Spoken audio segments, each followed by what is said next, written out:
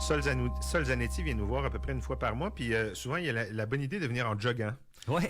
Il marie donc son workout du matin avec sa chronique à Québec Réveil. On combine tout. On maximise chaque minute de sa journée quand on est député à l'Assemblée nationale. Ça évacue le stress, là, des bonnes endorphines, tout ça. Là. Puis vous habitez pas à Porte quand même, vous êtes dans Limoilou, ouais. On est sur Saint-Paul, c'est une bonne ride là. Ouais, puis surtout que c'est ce matin avec le vent, je sais pas si vous êtes sorti là, mais il y a un vent à écorner les bœufs comme on dit. Puis là, ça me soufflait toute l'odeur de White Birch dans les poumons pendant que je courais. J'étais là, mon Dieu. Fait que je courais plus vite pour que ça dure moins longtemps. C'est 2 fois plus de bénéfices pour le cardio. Ouais. On appelle ce projet-là le petit frère de Laurentia. Ouais. L'entreprise QSL veut aménager un nouveau terminal de conteneurs au port de Québec sur une partie des terrains qu'elle possède près de la plage de la baie de Beauport. Laurentia, c'était 7000 conteneurs qu'on entendait manutentionner par année. Je vous rappelle que le projet finalement capoté. Ça s'est pas concrétisé. Là, on est dans une échelle de 250 000 conteneurs par année. Il y a beaucoup de gens qui s'opposent à ça. Il y a des citoyens. Les députés aussi, je pense que tous les députés de la région de Québec sont contre. Il y a le maire qui est pour, cependant. Il y a une pétition en ligne qui avait recueilli le 12 novembre plus de 1000 signatures. Là, on est probablement largement au-delà de ça. Je vous invite à la signer d'ailleurs sur l'adresse de la table citoyenne là, du Littoral Est. Googlez ça, vous allez tomber sur leur page. Qu'est-ce qui marche pas seul avec ce projet-là? Ben, c'est parce que ça va ajouter de la pollution dans la basse ville, puis on peut pas se le permettre. Les rapports de la santé publique, là, le rapport du GTCA qui avait été commandé par le ministre de l'Environnement suite à son augmentation de la norme de nickel, le rapport du MEMS, là, Mon Environnement, Ma Santé, une étude de la santé publique de la capitale nationale qui avait mis au clair c'est quoi les problèmes de pollution, les impacts sur la santé, puis quelles solutions on devrait mettre de l'avant. Tout le monde est unanime. Il faut réduire la pollution industrielle, il faut réduire la circulation automobile, parce que c'est la circulation automobile et le gros camionnage, qui est encore pire, parce que les gros camions polluent encore plus, pour améliorer la qualité de l'air. Parce que les conséquences sur la santé, là, juste à Québec, là, c'est 400 personnes par année qui meurent prématurément à cause de la pollution atmosphérique. C'est des coûts en santé aussi pour tout le monde qui meurt pas, mais qui sont pris avec des maladies chroniques, des coûts, humains évidemment pour eux autres, mais aussi pour le système de santé. Là. C'est des centaines de millions de dollars là, qui sont perdus à cause qu'on on serre pas la vis aux pollueurs. Et là, le port de Québec, il a toujours voulu s'expansionner, pas parce que les entreprises de la capitale nationale puis de la région se disent « Mon Dieu, on a des problèmes parce qu'on peut pas exporter des conteneurs ». C'est pas un besoin qui part de la communauté, même si après ça, il y a des chambres d'affaires qui disent « Oh ouais, on est pour ça, parce que pourquoi pas », tu sais. Mais ça vient pas d'un problème économique de la région. Ça vient juste d'une volonté des compagnies portuaires qui veulent augmenter leur chiffre d'affaires en se disant « Pour augmenter nos chiffres d'affaires, là, il faut qu'on augmente nos activités ». Là, ils ont essayé de agrandir le port dans le fleuve avec le projet Laurentia, puis avant ça, Beauport 2020, puis ça, là, on s'est battu contre, puis finalement, ça a été refusé par le gouvernement fédéral, et grâce aux pressions populaires. Puis là, finalement, ils disent, on va agrandir dans l'intérieur, fait qu'ils veulent rajouter un terminal de conteneurs, mais sans enlever du transbordement de vrac. Ils vont pas comme substituer du transbordement de vrac polluant par des conteneurs. Ils vont ajouter des conteneurs en réaménageant l'espace interne. Fait que ça, ce que ça veut dire, c'est plus de camions. On estime que ça serait 300 camions lourds de plus par jour. Alors, calculer ça par heure, c'est énorme. C'est fou. Hein? C'est fou, tu sais, ça va. Puis ils vont passer essentiellement par Henri Bourassa pour aller prendre l'autoroute de la capitale. Et ça va donc, dans ce quartier-là, vraiment empirer la qualité de l'air. Puis aussi la sécurité et la paisibilité là, pour les piétons, les cyclistes et tout ça.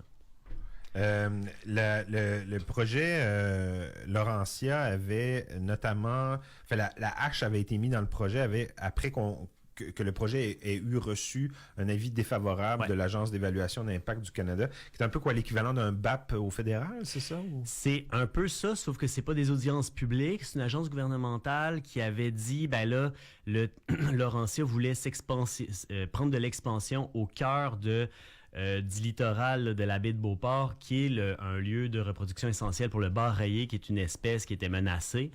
Et donc, ils ont dit, vous pouvez pas faire ça là pour cette raison-là. Mais tu sais, Je pense que c'est une bonne raison. Le gouvernement fédéral aurait pu ne pas écouter l'avis de ça. Il y avait aussi des préoccupations par rapport à la compagnie chinoise qui était envisagée pour construire ce nouveau terminal-là, qui était lié, qui avait des liens avec le gouvernement chinois, puis qui partout ouvre des ports. Et puis il y avait des enjeux de sécurité nationale liés à des raisons d'espionnage, puis aussi d'indépendance par rapport à nos infrastructures de transport commercial. Le Canada avait comme peur de ce projet-là pour cette raison-là. La compagnie, c'était Hutchison Port. Puis, en ce moment, ils construisent des ports partout, mais en même temps, ils en prennent le contrôle. Puis, il y a des enjeux de sécurité nationale qui sont soulevés par beaucoup de pays qui ne sont pas nécessairement alignés avec les intérêts de la Chine. Donc, moi, je pense que cette raison-là sous-jacente était aussi importante, même si elle n'a pas été nommée. Mais l'autre affaire aussi, c'est qu'il y avait une mobilisation populaire incroyable dans Québec. Puis dans Québec, ben là, c'est le député fédéral Jean-Yves Duclos qui est député de Québec. Puis lui, il n'avait pas été élu quand même à une grosse marge jamais. Là. Ça a toujours été bien serré à Québec. Puis il voyait que là, il pouvait peut-être pas se permettre non plus de donner l'aval à ce projet-là. Et d'ailleurs, pour ce nouveau projet QSL, il a dit qu'il fallait écouter les citoyens. Donc, donc ce qui fait que tous les députés de la région, Mme Vignola également, s'opposent au projet. Il y a vous, M. Grandmont certainement aussi. Mais c'est dans votre circonscription. Oui, le port, le port chevauche plusieurs circonscriptions, mais la section où serait le terminal, c'est dans la circonscription de Jean Lesage. Et moi, j'espère qu'ils vont comme mettre la hache dans le projet avant les élections, parce que j'ai pas trop confiance d'avoir l'appui d'un éventuel gouvernement conservateur pour bloquer ce projet-là. Eux autres sont plutôt les profits des multinationales avant la santé du monde. Donc, on espère qu'ils vont faire vite. Puis il y a les citoyens aussi qui s'inquiètent de l'effet que ça aurait sur l'impact que ça aurait sur le prolongement de la promenade Samuel de Champlain, qui est un gros projet. Ben oui, c'est clair. Je veux dire, on veut transformer l'autoroute du Frère-Montmorency, qui est par ailleurs dangereuse, puis par ailleurs aussi qui est comme inutile par rapport à la capacité routière, qui a une capacité routière surdimensionnée par rapport aux vrais besoins de l'endroit. Et transformer ça puis par ailleurs, c'est aussi une zone inondable là, ça va empirer avec les changements climatiques. Donc, l'idée, c'est de transformer ça en boulevard urbain avec une promenade pour donner accès aux berges, aux citoyens et citoyennes, qu'on puisse aller se promener, pique-niquer, peut-être se baigner, pêcher. Il y a beaucoup de pêcheurs là, qui, avant la construction de l'autoroute des années 70, allaient pêcher là facilement à Beauport. C'est comme un petit paradis à ce moment-là. Mais là, Beauport a vraiment été comme... Ils ont vraiment été défavorisés, puis quand tout à coup, une de leurs plus grandes richesses, être sur le bord de l'eau avec une belle vue, a été coupée par cette autoroute à 16 voies. Ils ont été sacrifiés à l'hôtel de cette autoroute-là. Totalement. Puis, c'est comme les jeunes Beauportoises s'en rappellent pas parce qu'ils étaient pas nés. Mais quand ils vont retrouver ça, ils vont se dire « Hey, mon Dieu, toutes ces années qu'on a perdues à avoir cette qualité de vie-là incroyable, à être chanceux. Ah, t'habites à Beauport, wow, tu t'en vas pêcher sur le bord du fleuve le soir. » Ben, c'est ça qu'on va retrouver avec Samuel de Champlain. Mais là, si on augmente le camionnage dans ce coin-là, ça va être soit on va avoir des camions qui vont prendre ce boulevard-là, soit, il va y avoir une circulation, puis tu vas être sur le bord de l'eau, tu vas vouloir profiter de la vie, puis tout à coup, tu vas avoir une augmentation de camionnage, une qualité de l'air médiocre. C'est vraiment pas favorable. 300 camions par jour. C'est quelque chose, là. Êtes-vous déçu de l'appui du maire Marchand à ce projet-là? Ouais, mais au début, il y avait comme c'était un peu mi-figue mi-raisin, t'es comme on va voir, c'est pas si pire, il s'opposait pas. Puis là, j'ai l'impression qu'il y a un appui comme vacillant là, il s'oppose pas, mettons. Là. Puis il est comme un peu il est dans une position que je sens flottante là. J'espère moi qu'il va s'opposer au projet au nom de la qualité de l'air, au nom de la circulation, de la sécurité routière et tout ça. Je ne vois pas l'intérêt, à part pour QSL, là, la compagnie qui fait du transbordement, qui a augmenté son chiffre d'affaires, l'intérêt de ça. Parce qu'il faut voir aussi, c'est que la structure des ports canadiens, là, je ne sais pas si j'ai le temps de rentrer là-dedans, je vais essayer de faire ça court.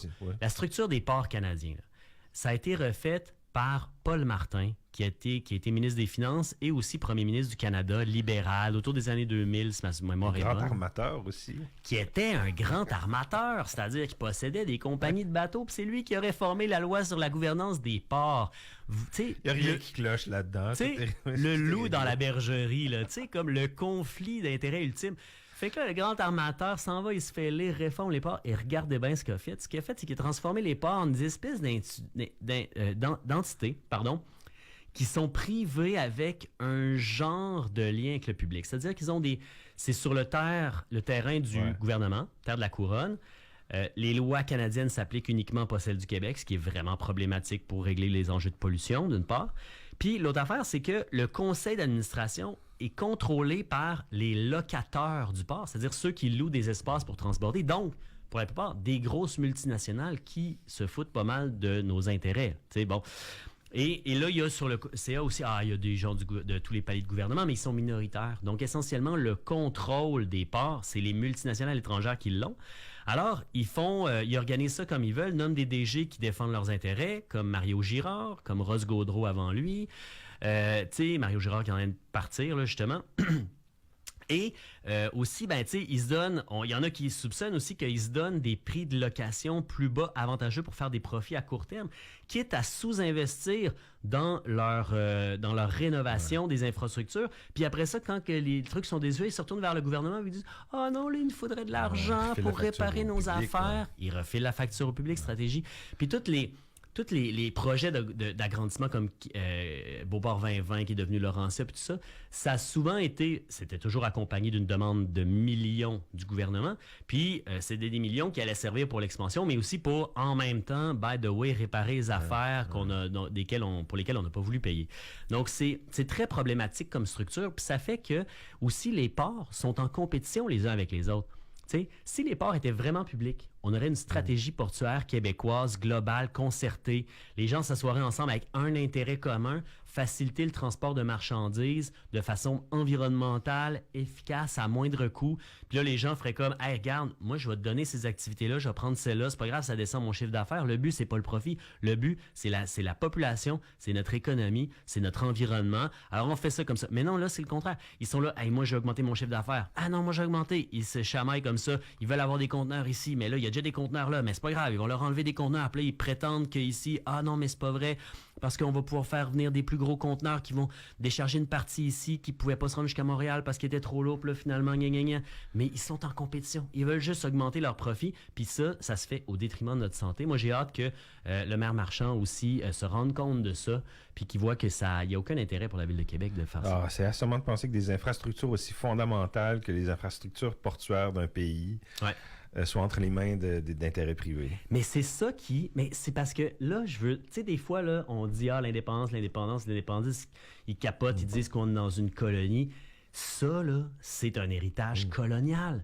Tu sais, la colonie, un système colonial comme le système canadien qui a été élaboré en 1867 au moment où on est une colonie, puis la réforme des ports, elle s'est faite par un armateur, ce qui est un classique des colonies, là, nommé dans des postes de pouvoir, même élus des grands du monde qui ont vraiment beaucoup d'argent, des grosses compagnies. Puis c'est que ces systèmes coloniaux-là sont faits pour faciliter la vie aux compagnies privées, pour exploiter le territoire, l'exporter, puis ramasser tout le cash. Tu sais, c'est pas fait, ces systèmes-là, pour comme l'intérêt collectif, l'intérêt public de la population. Fait que c'est pour ça qu'il faut changer le système, faire l'indépendance. C'est un autre argument.